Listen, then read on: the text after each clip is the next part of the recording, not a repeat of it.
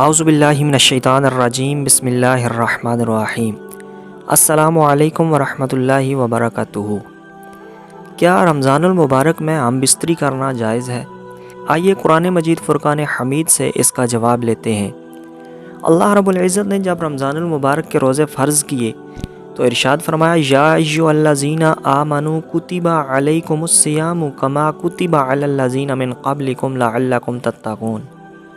اے ایمان والو، تم پر روزے فرض کر دیے گئے ہیں جس طرح تم سے پہلے لوگوں پر فرض کیے گئے تھے تاکہ تمہارے اندر تقوی پیدا ہو۔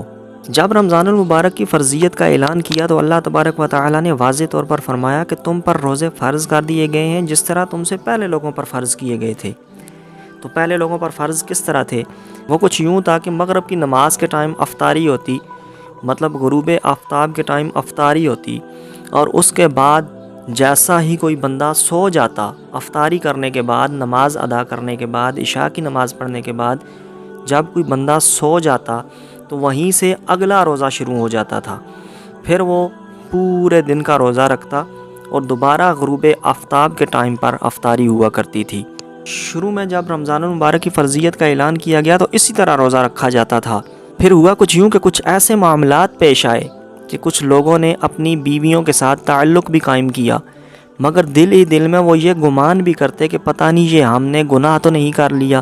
جب یہ معاملات پیش آنا شروع ہوئے تو اللہ رب العزت نے پھر کھول کھول کر ہر ایک چیز کو بیان کیا۔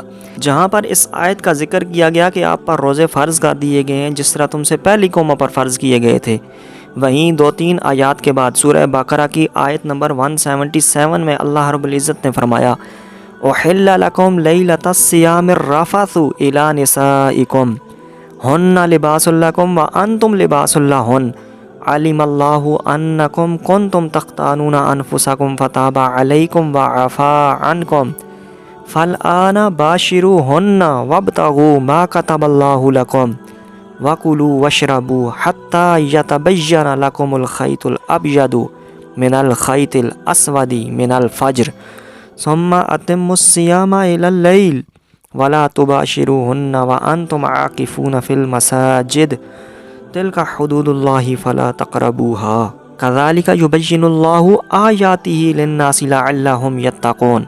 یعنی کہ تمہارے لیے حلال کر دیا گیا ہے کہ تم روزوں کی رات میں اپنی بیویوں سے بے تکلف صحبت کرو، وہ تمہارے لباس ہیں اور تم ان کے لیے لباس ہو۔ تم پر عنایت کی گئی اور تمہاری پہلی جو غلطی تھی وہ معاف کر دی گئی، چنانچہ اب تم ان سے صحبت کر لیا کرو، اور جو کچھ اللہ نے تمہارے لیے لکھ رکھا ہے اسے طلب کرو، اور اس وقت تک کھاؤ پیو جب تک صبح کی سفید دہاڑی سیاہ دہاڑی سے ممتاز ہو کر تم پر واضح نہ ہو جائے۔ اس کے بعد رات آنے تک روزے پورے کرو، اور اپنی بیویوں سے اس حالت میں مباشرت نہ کرو جب تم مسجد میں اعتکاف بیٹھے ہوئے ہو۔ یہ اللہ کی مقرر کی ہوئی حدود ہے، لہٰذا ان کی خلاف ورزی کے قریب بھی مت جانا۔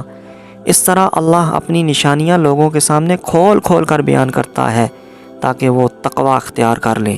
جیسا کہ میں نے پہلے عرض کیا ہے کہ شروع میں یہ حکم تھا کہ اگر کوئی شخص روزہ افطار کرنے کے بعد ذرا سا بھی سو جائے تو اس کے لیے رات کے وقت بھی نہ کھانا جائز ہوتا تھا نہ ہی بیوی کے پاس جانا جائز ہوتا تھا۔ بعض حضرات سے اس حکم کی خلاف ورزی سرزد ہوئی، انہوں نے رات کے وقت اپنی بیویوں سے قربت کر لی، اور یہ آیت اس خلاف ورزی کی طرف اشارہ کر رہی ہے، اور ساتھ ہی جن حضرات سے یہ غلطی ہوئی تھی ان کی معافی کا بھی اعلان کر کے آئندہ کے لیے اس پابندی کو ختم کر دیا گیا۔ اس کا مطلب اکثر مفسرین نے یہ بتایا ہے کہ بیوی سے قربت کرنے میں وہ اولاد حاصل کرنے کی نیت رکھنی چاہیے جو اللہ تبارک و تعالی نے تقدیر میں لکھ دی ہے۔